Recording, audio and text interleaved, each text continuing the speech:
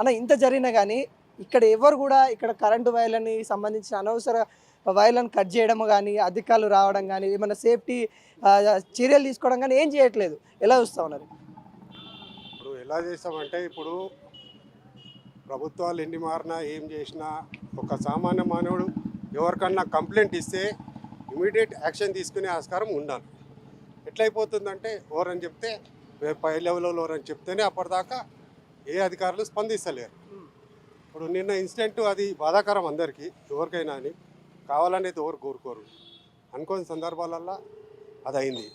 And కొంచెం మాకు బాధలు చెప్పుకోలేము. కానీ ఇప్పుడు అధికారులు అంటారా, వాళ్ళు చూస్తుంటారు పోతుంటారు. చెప్తే మాకు పై అధికారులు చెప్పాలి, అప్పటిదాకా మేము ఏం చేసేటట్లేదు.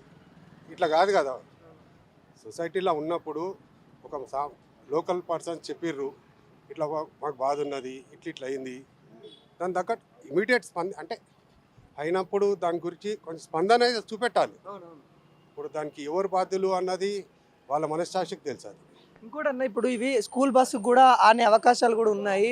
చిన్న చిన్న పిల్లలు ఉంటారు, చిన్న చిన్న పిల్లల కరెంటు పోల్ దగ్గరికి పోయే అవకాశాలు ఉంటాయి. కిందనే ఉన్నాయి, ఇక్కడ మనం గమనించినట్లయితే వైర్ కిందనే ఉంది. ఎవరైనా చిన్న పిల్లలు తెలియక ముట్టుకున్నా కానీ పెను ప్రమాదం జరిగే అవకాశాలు ఉన్నాయి. ఇలాంటి ఎందుకు గుర్తించలేదు గవర్నమెంట్ అంటే ఏం చెప్తారు? అదే కదా చెప్పేది. ఇప్పుడు ఎక్కడెక్కడ ఏమైతే ఎమర్జెన్సీ ఉన్నాయి స్పాట్లు చూపెట్టినాక కూడా అధికారులుగా లైన్మెన్లు కూడా స్పందిస్తలేరు.